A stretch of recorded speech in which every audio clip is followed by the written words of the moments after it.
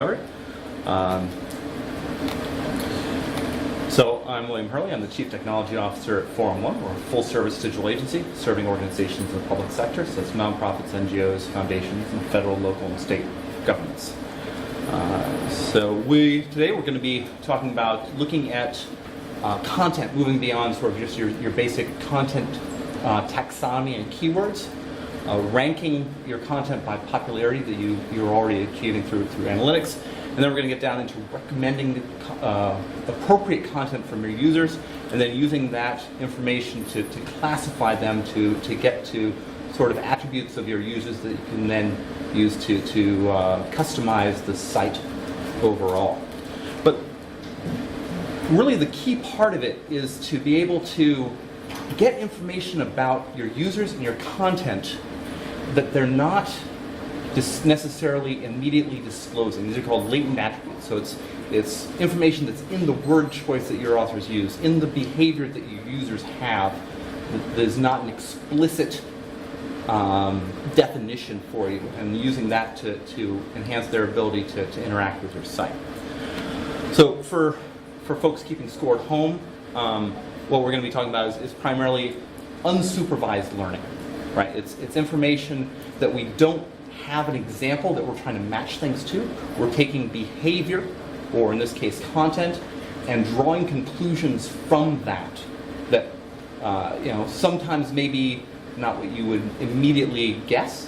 What we're going to be talking a lot about is using the word intuit. You can look at something and say, this looks right or this looks wrong. And that's a great first step, but you also want to be careful to temper it, because intuition only goes so far. When you start getting down to some of the math, what your intuition says doesn't really make as much sense when you start talking about things in large dimensions. Now, we're not going to talk about the math here. Part of it is because that would be a very dry conversation.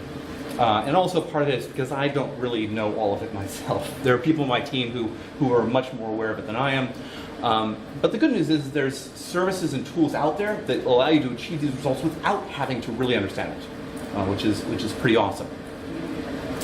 So first, we're talking about this. So we're looking at, obviously we're talking about a Drupal conference. Drupal already has strong tools to be able to take text, to categorize that text either through fixed ontologies, through tags, to go ahead and add those as keywords and have those show up as filters, as search terms, and all these things. But the challenge is, and this may seem very obvious, but when you're searching for things, it can only find the words that are there. And English is a kind of a messy language. There are a lot of synonyms, there are a lot of words that we use that are perhaps very jargonish, that there are more common terms that people use and talk about it, that they may come and they may look to find information on that unless you explicitly use that word in your content, they're not going to find. So we need to look beyond. It's like not only what you used in a particular piece of content, but what are those other words that you may have used other places, that you may have associated in some fashion with that. So let's talk a little bit first about how a search engine works. So this is a kind of basic part that we're going to come back to. One is obviously its term frequency. It's like how often does that search term appear in the content relative to its size. Intuitively it makes sense, right? The more common the term, the better a match it is. The next one is inverse document frequency. Is if it's a very common word used across your entire site, it's probably not very helpful for the user to understand or to filter out terms.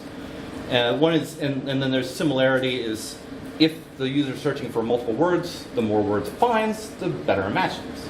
And then boosts are you can artificially, or maybe not artificially, but you can make certain things more important than others. It's common, for instance, like make the title more important than the rest of the body, or make say the taxonomy terms more important than other ones, so you have specific knowledge of what those are. So when you do this is again a very specific thing, but again we talked about how English is a kind of a messy language. Imagine that you had, for instance, the word dog. Now how many synonyms or things around the word dog could you use? Are you ever going to have a page on your site that uses all of them? How is the user going to find all of your content if they use dog or pet even, because dog is a type of pet, and these things out. So when we're talking about analyzing that content, you're looking at like what are the words that show up near each other versus the ones that show up not near each other.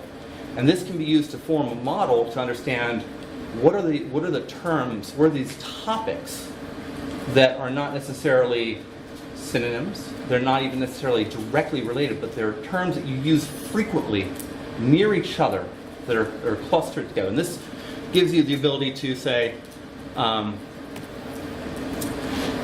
rather, at least if I want. So the reason this is kind of important is the market-leading search engines already do this, apparently, or something like it.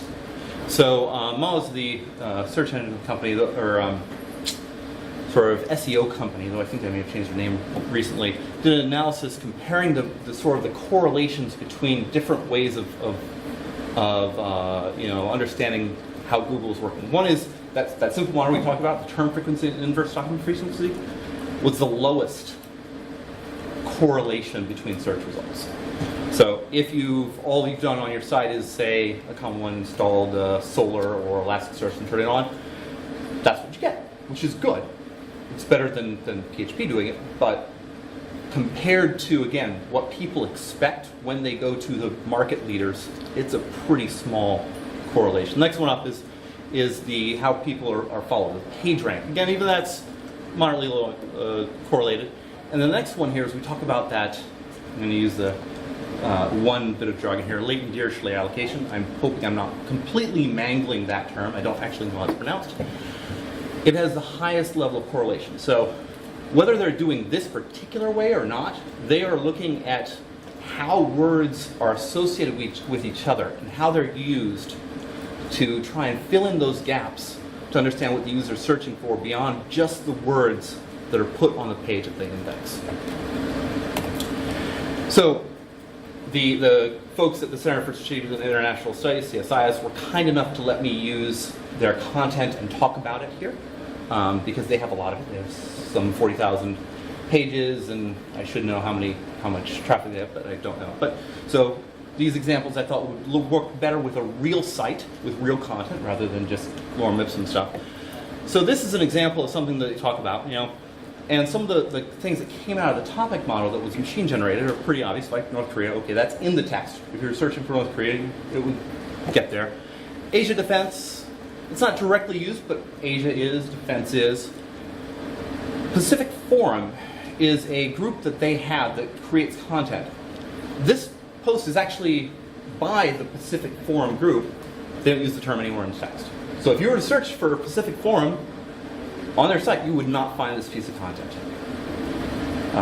So again, if it's not there, if you don't explicitly use that term, the normal search engine that you have on your site is not going to find it. So you want to look for ways that you can, again, make it easier for users to find that content.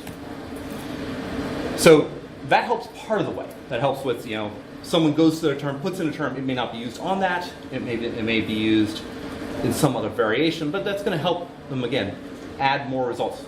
But it isn't going to do anything to the order in which they show up. And that's another challenge, is that on the majority of Drupal sites, we assume that all content is essentially equally useful, right? We don't take into account any sort of externalities. Occasionally I've seen it where we make newer content, come up first, but that has its own challenges. But we don't take into account like how useful people found that content. Was that what they were actually looking for? All these things that you rely on from, say, analytics, right? Number of sessions, length on page, bounce rate, or other information that you're already collecting in other systems don't get fed back into your website to help a particular user find the information they're looking for. So when I did a search on their site, and I'm going to kind of pick on this a little bit here, for Russia, it's big in the news, right? The third most popular page on their site in the last 3 months is this one called the Kremlin Playbook. It's not within the, if I search for Russia, it is not within the first 1,000 results. I gave up after that. They had something like 6,000 results that came up. I gave up after 1,000. Now that's an easy thing to pick on, right? I'm familiar enough with their content and other stuff, but you think about that, and from the search engine's point of view, it doesn't care whether it's the third most popular or not. It may be it's the best match for that term. It may show up most in the text, it shows up in the title, it shows up in the taxonomy. But from a user's perspective, if they go to the site and search for it, I don't know if a book thing from 2007 is really the most relevant piece of information on the site for a user to find. Now again, I'm kind of picking on this because anytime you change these, that is a editorial decision, right? I'm saying that it may be the best terms, it may be the best match, but we're going to throw in something else because we think it's more important. So, you know, but again, when we're talking about the market-leading search engines, they use, I think the number I heard was over 120, 150 different signals for, say, Google. A lot of those are those sort of frequency, you know, how often people click on them, the bounce rate from them. These are signals that are already used by, you know, by Google, by Bing, by presumably DuckDuckGo. The places that people go, and this is not how most Drupal sites work. So, there's a couple of things. One is like you want to bring in that information. There's a couple of things you want to achieve. This obviously is you want the better relevance. Now relevance is kind of a sticky thing, but we'll talk about it is that we're making the assumption that if other people find it useful, the user who searches for this thing is going to find it useful. That's, again, something we can intuit. And the other one I've seen is people use recency. They boost their search results by the recency on the theory that it's really our recent content we want to promote. That's usually a false sense. Like that's the only lever they have, but it's really at best a proxy for what they're really trying to achieve. And then you also want to have some sort of feedback loop that's going to go ahead and adjust this data or the priority as people interact with the site. Some things you need to obviously watch out for is that if we're talking about just page views, that number grows over time, right? You know, if you were to count just raw page views for your site, chances are things you published 4 years ago are going to be more popular in that regard than most recent content. So you need to be careful that you set your window correctly, that you're only looking at, you know, whether it's a month, 3 months, maybe even a week or shorter time frame to ensure that you're getting a real meaning from there. And also, we talked about how those boosts are. If you make that too popular, people will click on things at the top because they think that you know what you're talking about when you put it at the first one. So there is a little bit of a possibility if how well that score is used is too strong, that it will become self-reinforcing. That people click on it, which bumps up in thing, which means more people click on it. And you know, and also that's careful of like if that overrides the signals from the search itself, that they start seeing the same results across all searches, and make sure that, and you know, it's to ensure that you want to make sure that the search itself is still relevant for that. So once we went ahead and took into account the number of page views in the last 3 months, that was the window we used. You know, search for Russia, it's the fourth one down. The other ones, 2017, 2016, you know, when things have been popular. And we can intuit that if someone's coming to this site to ask about Russia, they're probably going to be more interested in recent events with it, since it's been in the news. And the fact that it shows up fourth, again, it doesn't use Russia in the title, it's not unexpected. So, you know, those are, again, looking at this, we can say, like, okay, these maybe look like better results. The next step, obviously, is to test this hypothesis, which we haven't gotten to yet. So I can't say right now, oh yeah, when we did this, search, you bounce rates went down by 50%, unfortunately. But we can't talk about is like it looks to people like me and hopefully you that these are better results for what the user is looking for. So, and the nice thing is that this sort of information can be used for not just search results, right? You can have other pieces of your site, because a lot of times when we talk about these, you have featured areas, trending areas, homepage items, and the way they get updated is oftentimes your editors go to analytics, see where people are going to, maybe mix in recent content, sit around talking about, oh, what should we feature, and then go ahead and update the website. And that's often kind of, that may be distorted by human judgment or other organizational decisions that need to be made, which aren't necessarily a bad thing. It also takes time, it takes energy, and unless you're really good about keeping up to date, it's very easy for those things to get very stale. So, for instance, again, on their homepage, they have a thing called trending. Trending follows this pattern, right? They actually go, they watch their analytics, they think about what is trending, they make the updates to the web page, publish it out, and hopefully they're on time. I went ahead and replaced that with some, just straight up the by the top search results, or sort of biased by the analytics, and I mean the first one it's a good match. Hey, I'm happy with that. It's actually funny. The second one that they have there wasn't on the database dump that I pulled down when I started this process, so I'm going to give myself a pass on there. But there's obviously some tweaking here that can be done, but these are not unusual results, I say. So the good news is they're really close on the first one. The other one's a little bit less so. Whether or not those are close enough is, again, an editorial decision that needs to. Yes? So you're saying that the top one was... The one that was on their site that was updated by their content editors. Updated. So the first one was a human selected. Correct. And then the second one were from analytics? Correct. Okay. It's machine selected there. So, and again, this can be used anywhere you're showing a list of content that does not have an otherwise prescribed sorting order, right? So, CSIS, they do a lot of podcasts. They could, they may have a reason to want CSIS podcasts to drive traffic to it, but the thing you have to balance that is that what the user wants?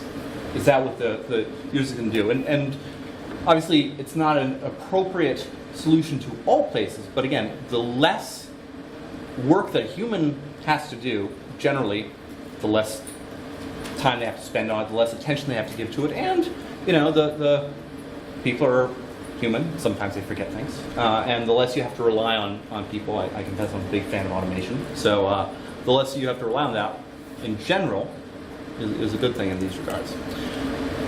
So the downside with that is those are numbers that apply to everyone. In that regard, they're not necessarily any better than a human making those decisions. They may be more reflective of reality in some fashions. They may be a faster update. They may be less time for people to do, but it's still going to be the same for every person. So the next step is to look at, well, how can we make the user's experience on the site tailored for them? So the easiest one is to provide content recommendations. Now it's interesting, I spent a lot of time trying to find metrics on key performance indicators, and everything out there talks pretty explicitly about e-commerce, right? Where there's money, people are interested in doing it. So, but one thing it struck me as interesting is that when people are recommended to things based on sort of a top seller list, they were twice as likely to click through it versus a non-personalized one. Right. So, and also is that their conversion rate. So the action at the end of that click was 550%, 5.5 times greater than people who did not click through a personalized list. So yes, Brilliance, I believe. again, they're also a firm that sells a tool to do this. So again, there's a little bit of grain of salt you have to take with some of these self-serving surveys. But again, it's one of those things where we can intuit. Where it's like, well, if it's something that I'm likely to be interested in, I'm going to click on it more readily. So I took a sample user. This is what we did is I took roughly 10,000 users from analytics and their sessions over the last 3 months and fed them into a recommendation engine. So this is one person. This person visited, these 6 pages. You can look at this and go, okay, they're interested in stuff in the Middle East, nuclear proliferation, something with NATO and counterterrorism. So on the homepage, when they go there, they see this, or did as of the last time I took a screenshot. There's probably, based on that set of pages that they've gone to, there's maybe one here that we can expect they would be interested in, right? The rest of it, again, based on their previous, traffic on the site, probably doesn't speak to them at all. So once we actually ran this through the recommendation engine, we came at these, right? Looking at this, right? We've got Navy, where they're talking about maritime stuff with North Korea, the Middle East, some stuff on the defense budget, Philippine drug war and counter narcotics. Kind of close to counterterrorism. So these, again, we can intuit that these are a closer match for what the user has indicated that they're interested in than the previous ones that are attempting to speak to everyone. And the good news is this isn't necessarily, the challenge that you sometimes have with recommendations is what's called the cold start, right? If you don't know anything about your user, how do you give them recommendations? The good news is most of these systems will just treat that as a generic, like, okay, well, we don't know what this person does, but we know that in general, across the entire set of people who have gone here, people are more likely to interact with these ones. And so you get basically, they're not personalized, but they are across the aggregate of user behavior. So again, we talked about the Kremlin playbook being the one more common that shows up, big surprise. Stuff related to the defense budget. These are ones that if I were to actually look at the traffic there, I know there's a strong correlation between what shows up here and what has received the most traffic over that time period that I was interested in. Yes? So this is based on traffic? This is actually based on the...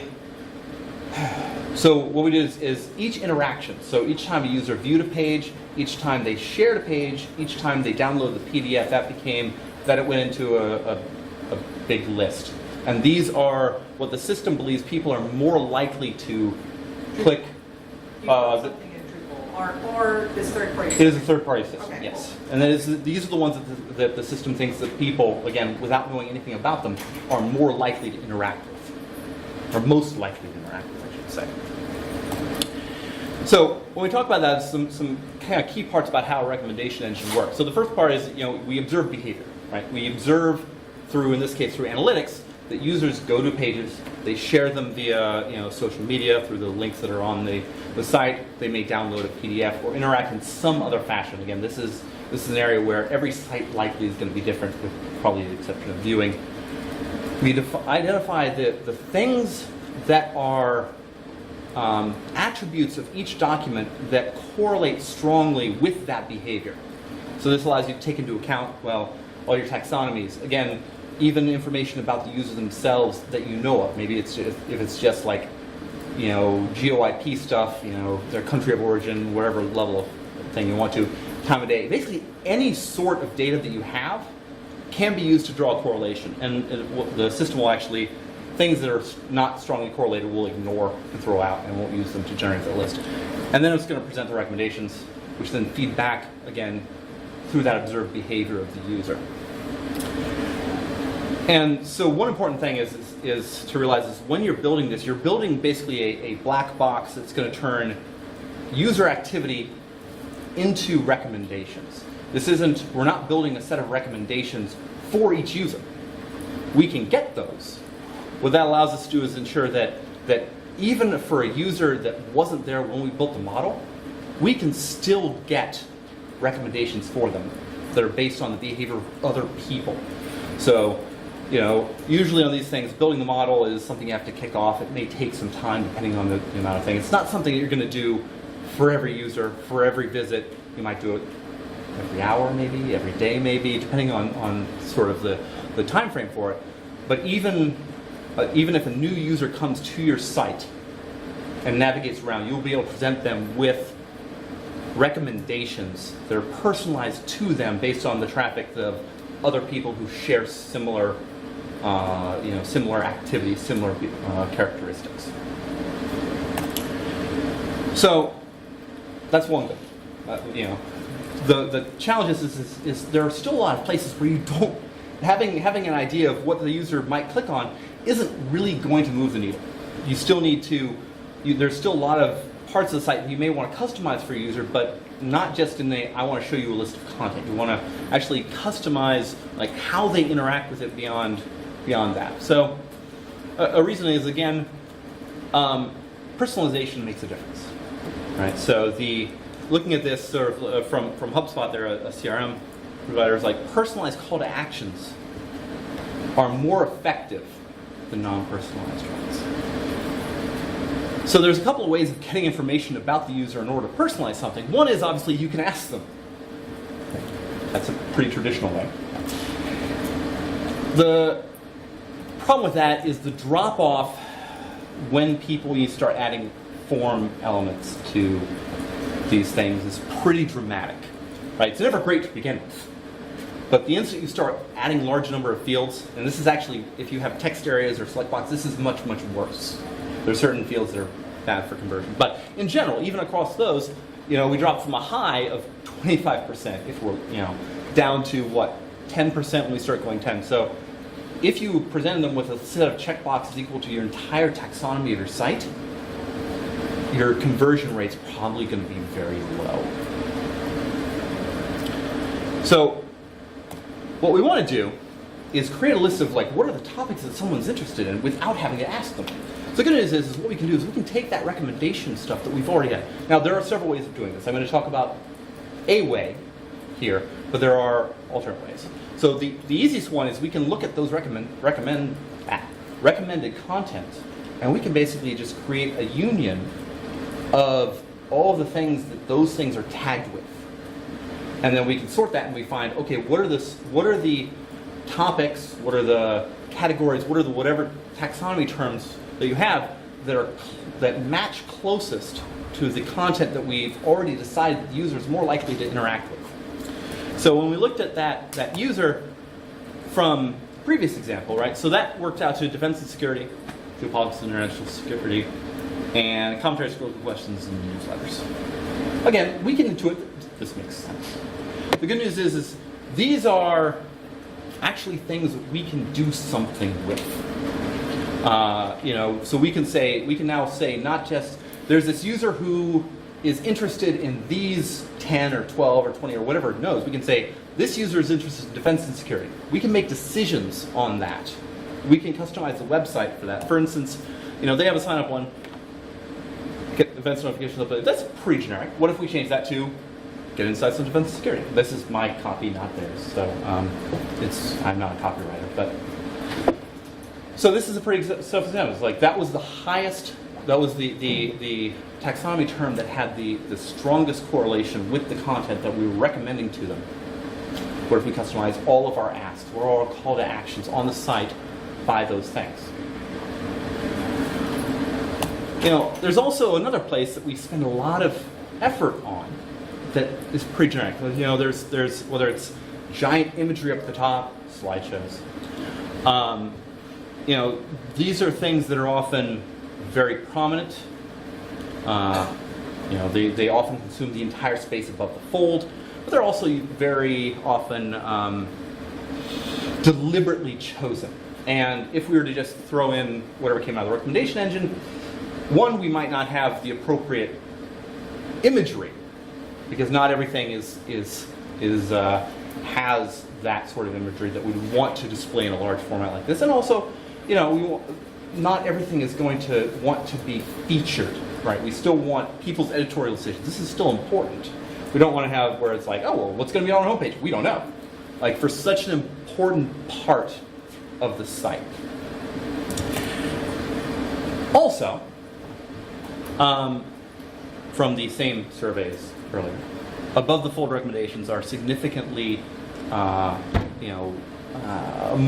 people respond to them significantly more than they do from below the fold. This, again, we can do with this is if you don't, scrolling takes an additional step, right? So there are people who, they may get there, they may click on the navigation and they go to the search. There's a lot of other actions that they could take other than to scroll down and click on something else. And also, when we talk about sliders, right? There's a ton of things like, well, we're going to put everything that any department wants to put on the homepage. We're going to put it in a slider, and people will figure it out, right? Unfortunately, anything that's beyond the first position, people basically ignore. So the more you can make that tailored to them, the better. The more likely they are to click on it, the more likely they are to interact, and again, kind of convert when they land on the other one, on the destination to that. Now, there's some other things I haven't talked about, but we could now, since we know what the user is interested in, what sort of categories they follow in, you could do things like, make all search boosted by those categories which you've intuited, right? Again, that's another chance to give them better results when they search for something. Or likely, even by those very specific things which you think are recommended, they could show up earlier, again, to some extent, if they've made search queries for them. You can also, if there's some places, again, we're looking at all of the activity over the last 3 months. Well, maybe we want to show them, sort of as Twitter is, what's trending right now, right? So we want to narrow that time window to a day, a week. These are editorial decisions, but you could have it where your recommendations for current things are different than, say, overall recommendations. And obviously, is once you have these user interests, you can pass them back to analytics. So you could then set up filters, and you can look at what percentage of your traffic had these characteristics, use those to again further identify the sorts of users that you're looking to do, how effective your campaigns are, and gain a whole level of intelligence from that. And another thing you can do is if there are certain things, like if we went to CSIs, their most popular pieces of information are their About Us, careers, and internships. And I blacklist those because otherwise they show up. What are the recommended things about us? That's not very helpful in most cases. You can still take editorial decisions on content that you may or may not want to show up as recommendations across the board. So in this case, these are a list of tools that we used on this. Obviously, for the analytics, they were capturing stuff with Google Analytics. To retrieve them and transform them, we used Pentaho, and then to do the text analysis, it was a Python library called scikit-learn, and then on the recommendations itself was a product called Prediction.io that's part of Apache. Now, there's a whole lot of things. Now, I talked a little bit at the beginning. I have to know the math, which is good, because most of these things, especially when we talk about the semantic analysis of text, there's a few different ways of doing that. Most of them have very good docs, and you, like I, don't need to necessarily know the difference between level 1, level 2, interpolation, I forget. See, I don't even remember the term now. But there's a lot of levers for all these things, unfortunately. Well, maybe fortunately, unfortunately, is they obscure some of these things. So you can get good results even without having to know all of what these things do. They may not be the best, but there's a lot of room to play for someone who's even a competent web developer and not for instance, a data scientist. And then on the recommendations, again, there's even a large number of services by, it's easy to go to the sort of the big three, right? AWS has theirs, Microsoft has theirs on Azure, and Google has their cloud prediction. But there's a whole ton of services that will very happily do this for you, and even maybe compare your models, see how they're doing, stuff like that. Are you using the Solar Box search engine or Elasticsearch? So they're using Solar on the areas where we're feeding that information to it for, say, the number of for those additional terms, and for the traffic, I just added additional fields through the Google content model. If I were doing it for real, I don't think I would take that approach, but it was the easiest way through. So they're just using that, we're just adding boosts to it.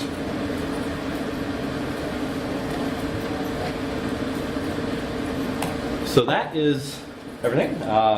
Here to leave some time for some Q&A. Let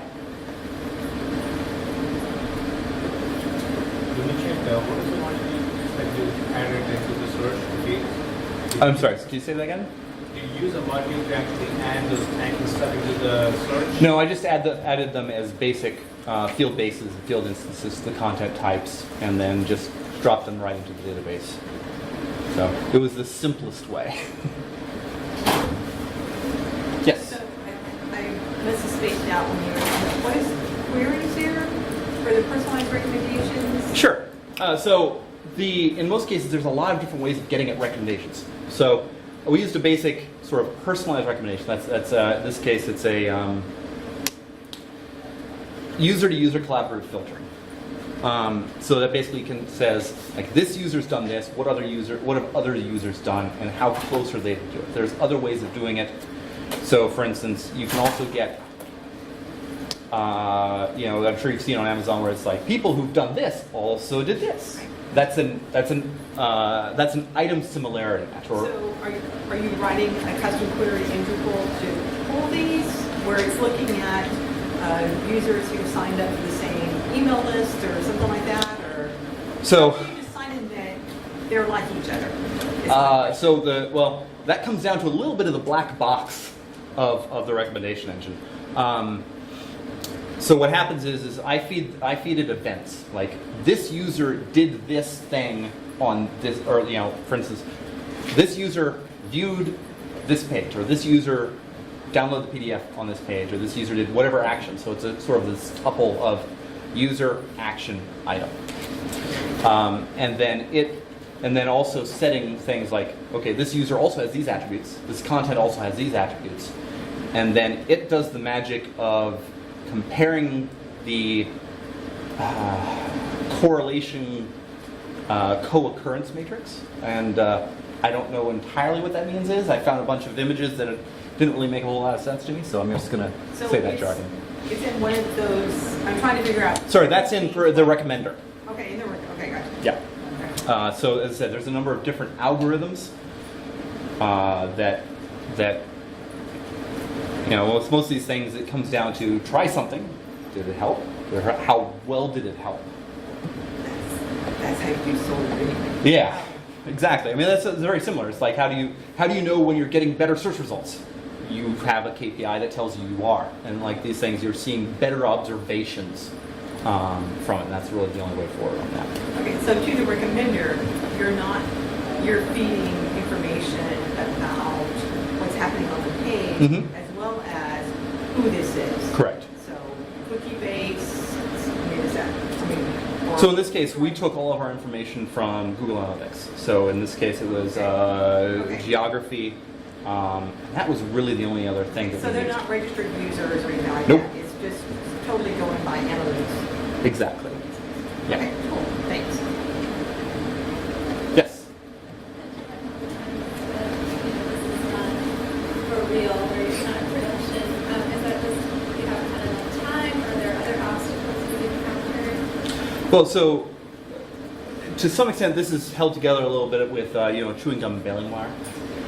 The extraction from Google Analytics was a manual process. It's a manual process to feed it into. I mean, not as sort of I'm not typing in, but I'm actually running scripts, and I have to trigger manually to do this. So in a real system, it would do this periodically through the thing. It would rebuild the model. All that stuff would be automated, and I wouldn't have to run it on my machine whenever I need. So, and the other part of that is, it's not real in that it's obviously not going on, and we're not getting any sort of feedback from it to understand, are these actually helping the user or not? Because that's our goal. Whether or not, like, oh, I can look at this going, well, that looks better to me, but I don't count. It's really about how it performs in aggregate on the site.